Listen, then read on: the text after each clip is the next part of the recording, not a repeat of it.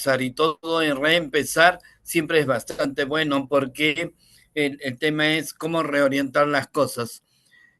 Como les decía, Antigua para mí es una ciudad preciosa y estos son los conflictos de interés. Como ustedes ven, básicamente son intereses de tipo académico o de tipo institucional, nada en el sentido de interés comercial o con la industria. Eh, Empezamos siempre con el tema de la Declaración de los Derechos Humanos. En la Declaración de los Derechos Humanos, el precepto fundamental fue la conservación de salud en su máximo esplendor para el paciente, para el usuario, para el bienestar de un ser humano. Recuerden que cuando hablamos de ser, estamos hablando de una cualidad básicamente filosófica y no como un individuo que definitivamente puede estar sujeto a consideraciones de práctica.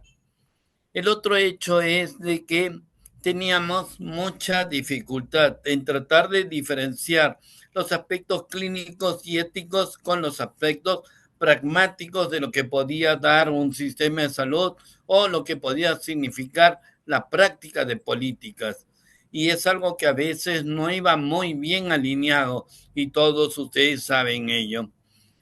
Algo que comenzamos a practicar casi todos en salud es no hagas daño, pero descubrimos que la frase completa era no hagas daño, previene y cura. En lo personal, de modo muy atrevido, agregué et nunc comitatur, que significa y ahora acompaña. Yo creo que el momento actual de la salud debe ser eso, cierto grado de completar la frase con un sentido de humanidad, con un sentido de acompañamiento. El primer componente de toda práctica ética es la solidaridad. Y la solidaridad no es compasión, la solidaridad es acompañar en el sentimiento al ser humano. En antes comentaba un poco, cuando hablamos del ser, estamos hablando de un estatus completo, no solamente el aspecto biológico como hombre, sino también el aspecto humanístico del aspecto conceptual. El otro hecho es cómo yo puedo tentativamente a mi participante hablarle del proceso de una investigación o de enfermedad o de la cura si tenemos diferentes escenarios, diferentes contextos. La pregunta es, yo puedo explicarle bajo el mismo concepto un consentimiento informado, por ejemplo, a un poblador de Centroamérica o a un poblador de América del Sur o a un poblador del Caribe. No puedo. Cada uno de ellos tiene una forma de expresar el tema de salud y enfermedad. Las comunidades se diferencian por ello y por eso, por ejemplo, los consentimientos tienen que ser completamente adoptados frente a un contexto determinado, ya que las enfermedades, los formatos de cura y los tratamientos son conceptos que van a ser incorporados de modo diferenciado. No podemos establecer un mismo patrón. Y esto es muy importante dentro de la buena práctica dentro de investigación. Cuando nosotros hablamos de ética, hablamos fundamentalmente de valores, pero ¿qué cosa sucede entre la ética y la moral? El tema es que la moral está contextualizada a tiempos, a formas de pensar y probablemente a filosofías propias de regiones. Por ello, la moral puede estar diferenciada en diferentes componentes, pero la ética es un conjunto de valores que va a decidir entre el bien y el mal. Y esto significa respeto, honestidad e integridad. Y es algo que nosotros debemos tratar de promover desde todo punto de vista en todos nuestros protocolos. Los protocolos de investigación siempre hacen un balance entre el riesgo y el beneficio, entre lo correcto y lo malo, pero respeta los 4 principios básicos de la ética: autonomía, beneficencia, no maleficencia y justicia. Autonomía hace que nosotros respetemos la capacidad voluntaria de decisión de nuestro participante. La autonomía no puede ser vulnerada, por ejemplo, por un efecto paternalista. Incluso yo a veces discuto el tema, por ejemplo, de patria potestad. ¿Hasta qué punto un padre o una madre pueden intervenir dentro de la decisión? Es por ello que hasta ahora siempre existe esa duda. ¿En qué momento yo puedo dar un consentimiento o en qué momento yo puedo dar un asentimiento? Beneficencia se trata en un hecho de hacer el bien, de saber que realmente vamos a hacer el bien. Beneficencia quiere decir la honestidad e integridad en la práctica. La no maleficencia, tratar de buscar el mejor escenario para nuestro participante. Siempre recordar algo que después vamos a nuevamente compartir, y significa: no hay riesgo cero. El riesgo cero no existe. Siempre nosotros tenemos que tratar de mantener esa posibilidad de balance. Y el otro hecho es justicia. Y la justicia en este caso, una de las interpretaciones es: ¿acaso yo con este protocolo o con esta investigación o con esta metodología del estándar versus la prueba voy a poder acceder al sistema de salud o a un estándar de alto nivel respecto a un tratamiento? Esto es algo que hay que interpretar con mucho cuidado, porque el tema también radica en que la distribución de ella debe ser equitativa para todo tipo de población. Cuando nosotros hablamos entonces de todo ello, tenemos 3 cosas fundamentales que siempre recordar: no maleficencia, justicia y autonomía. Y en el aspecto de justicia tenemos ese doble balance entre la justicia social y la justicia individual. Nuestra responsabilidad es exigir la competencia profesional y el conocimiento global, la honestidad frente al paciente. Y el otro hecho fundamental es la confidencialidad y secreto. Esto significa también cuidar a la persona y cuidar al ser, establecer calidad en la atención y hacer que el acceso a ella sea justa. Y por otro lado, la distribución de los recursos que eventualmente en países como el nuestro a veces son escasos. Establecer la liberación de conflictos de interés. Eso es muy importante. El conflicto de interés puede mostrar a veces una tendencia respecto a un determinado estudio o no, y eso puede invalidar un hecho. Por ello, es mejor siempre que el tema de conflicto de interés sea puesto de modo primordial dentro de todo el escenario. El entorno de la investigación va a cambiar mucho desde un entorno actual a un entorno global. Muchas de estas cosas a veces nosotros, por ejemplo, discutimos en las guías o en los statements que revisamos dentro de ILCOR. ¿Y esto qué significa? Yo puedo aplicar o puedo seleccionar estudios que van a poder ser aplicados o puestos en práctica en otras regiones. Y una de las cosas que, por ejemplo, se generó como una discusión básicamente que tenía cargado alguna consideración de conflictos fue la utilización, por ejemplo, de amiodarona versus lidocaína o adenosina versus algunas otras alternativas frente a taquiarritmias. Y ahora tenemos mucho conflicto en el sentido de la práctica de dispositivos respecto al mejoramiento. Y entonces Eso está generando mucha discordancia en el sentido de apreciar realmente si estamos o no estamos vulnerando los principios éticos. Un hecho que fue fundamental y crítico fue la pandemia.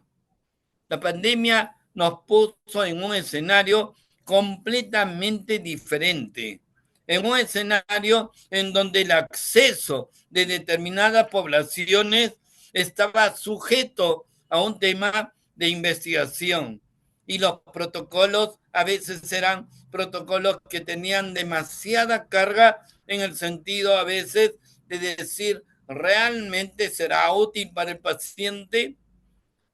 Entonces, por ejemplo, la experiencia en nuestro país, yo formé parte, y disculpen que lo personalice, yo formé parte de un comité especial de investigación para COVID-19. En ella revisamos todos los protocolos. Fueron cerca de casi 80 protocolos que tuvimos que revisar durante esos 2 años de práctica.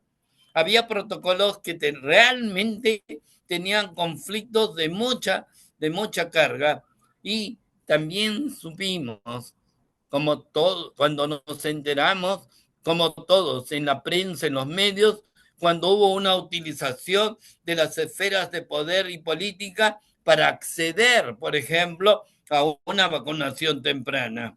Eso fue algo deshonesto, eso fue algo que vulneró el tema de la investigación como esencia. En principio, yo considero que la investigación debe ser pura, debe ser limpia, debe ser transparente y debe mostrar integridad por parte del investigador y del equipo. El patrocinador y los equipos de SMB deben ser equipos que realmente velen por la seguridad del participante. Y esto fue algo que se vulneró en este periodo. Realmente, hasta ahora discutimos algunas cosas. Por ejemplo, los tiempos de revisión del protocolo nos apresuraban en el sentido de la emergencia sanitaria. Y a veces protocolos que a veces teníamos que leer unos 10, 15 días para revisarlo, teníamos tiempos operativos muy cortos. Y entonces ello a veces podía haber pasado un hecho de que el sentido de vulnerabilidad del participante podía haberse obviado en tal o cual protocolo. Yo creo, después de esta experiencia, tratar en lo posible siempre medir ese impacto. Nuremberg estableció una pauta, un punto de partida de respeto frente al participante, frente al hombre, frente al ser. Comenzamos a mirar que algo que se desarrolló dentro de un periodo en donde hay una máxima vulnerabilidad, que es la guerra, no se respetaron los principios básicos de lo que significaba la protección del hombre.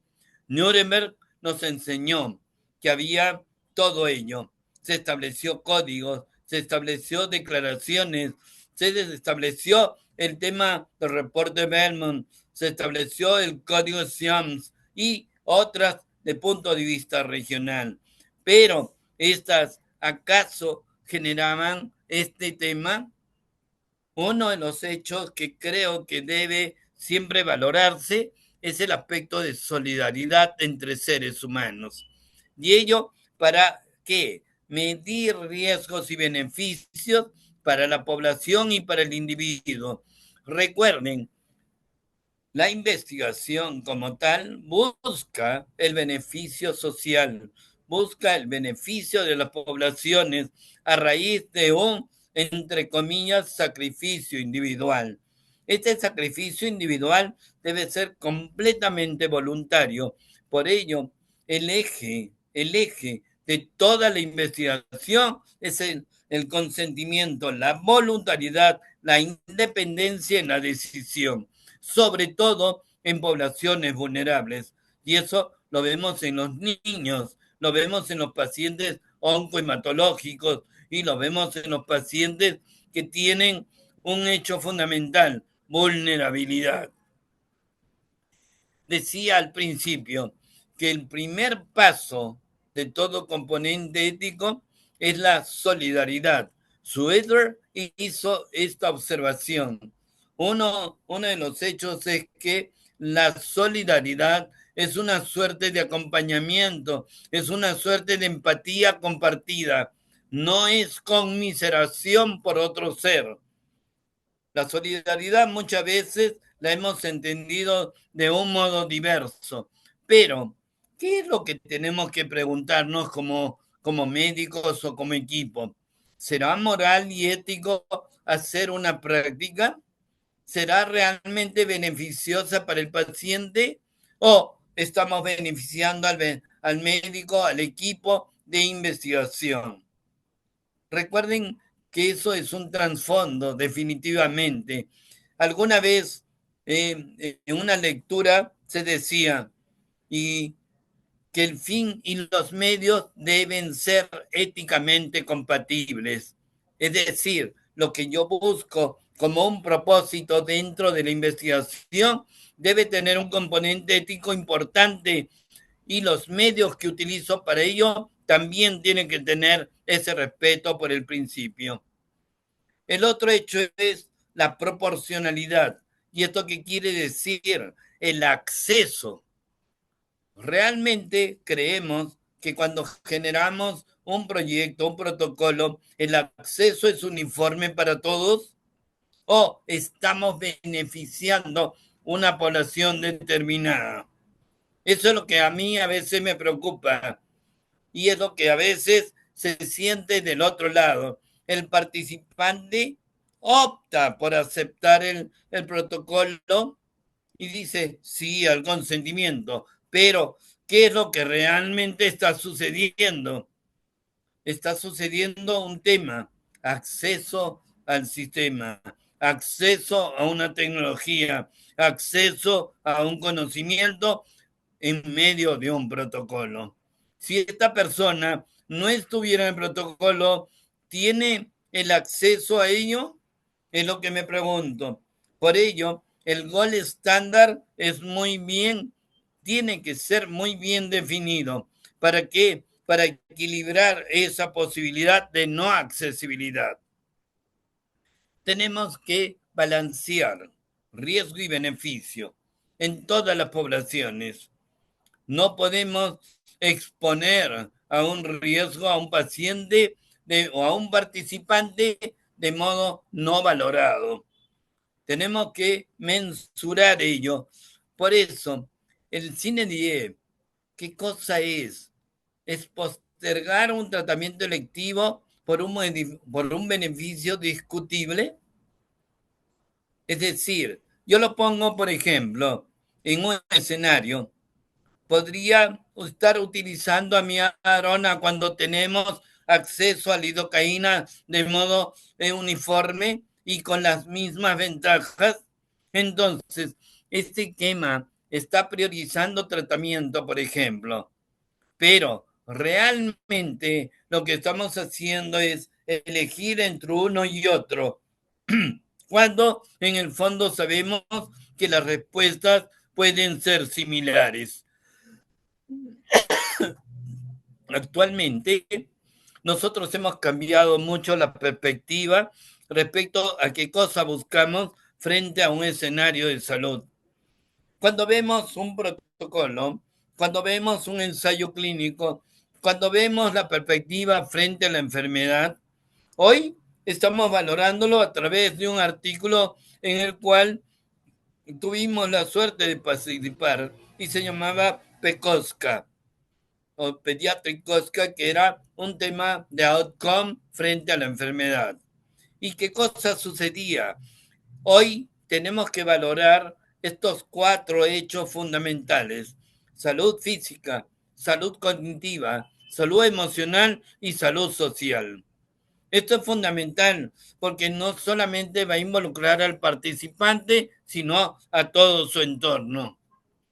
Los valores y las políticas sanitarias deben ser implementadas dentro de un sistema de salud con universalidad, beneficencia, justicia, autonomía, equidad, solidaridad, integridad, confidencialidad, humanidad y descentralizada. ¿Esto qué quiere decir? Todos debemos tener acceso. Una de las poblaciones en la cual puede haber una vulnerabilidad respecto a la autonomía son los niños. Y la autonomía es definida como un adecuado reconocimiento del balance riesgo-beneficio para tomar una decisión en base a su propio interés. Nosotros debemos dejar la libertad y esto es una exigencia moral para reconocer que esta autonomía puede estar vulnerada. Cuando nosotros hacemos autonomía, estamos haciendo balance riesgo-beneficio, pero en base a dos condiciones fundamentales: capacidad para tomar la decisión y, por otro lado, generar eso de bloquear decisiones no voluntarias. Cuando hablamos de capacidad en la toma de decisión, debemos evitar el paternalismo, el componente protectivo, y por otro lado, no podemos generar en el participante incertidumbre terapéutica. Y cuando estas decisiones dentro de la autonomía están basadas en la coerción, yo presiono para que exista tal o cual cosa, o la explotación, cuando tengo una población de menor grado. A veces esta se puede confundir, por ejemplo, con una población campesina, pero esto ya lo explicamos al principio. Esto debe contextualizarse bajo los conceptos de salud de cada población. La autonomía y la beneficencia son principios que caminan juntos. No puedo obligar a una persona en base a una distribución razonable de decir acepta, de inducir ello. Eso se denomina protección o paternalismo o coerción. Y por otro lado, uno de los hechos es siempre recordar: el riesgo cero no existe. El riesgo cero del balance, eso es una falsedad, es una falacia. No va a pasar nada. Eso es imposible.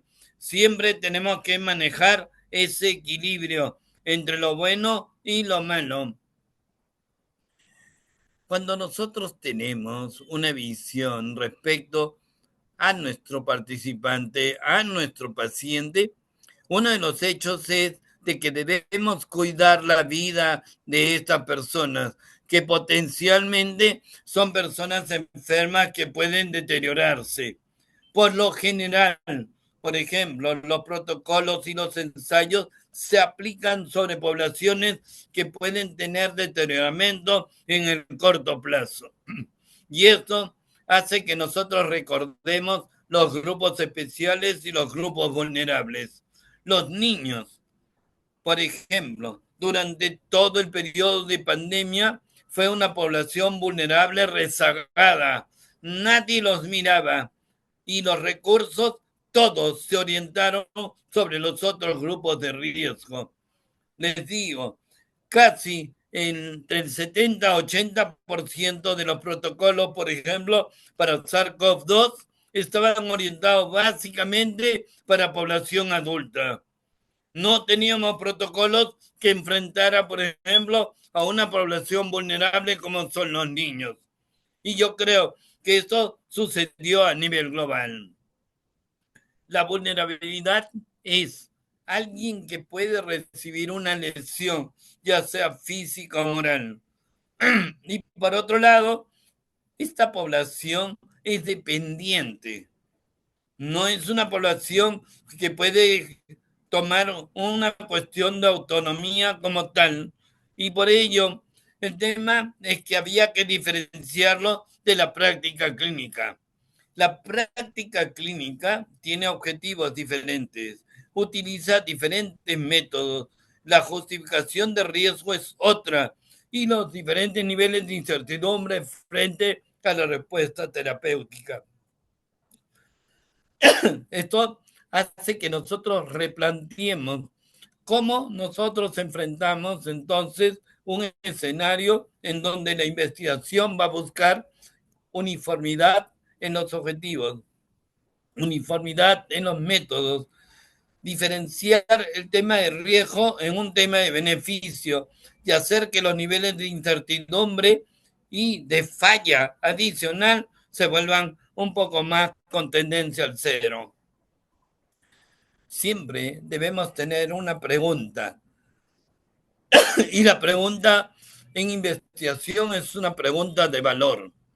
Y esta pregunta de valor debe responder a los principios éticos y debe responder a la utilidad social, a la utilidad clínica y a la utilidad científica de un hecho. En cuanto nosotros tenemos ello, entonces establecemos 4 cosas importantes: universalidad, escepticismo organizado e imparcialidad. Entonces, en base a ello, podemos desarrollar una nueva ciencia. La necesidad de incorporar los dos elementos, ética e integridad para el desarrollo científico, es lo que se requiere en la práctica y es lo que se requiere en la investigación. Estos complementos hacen que nosotros tengamos un carácter y una identidad. Y estas normas permiten un accionar de la ciencia como tal, en su esencia.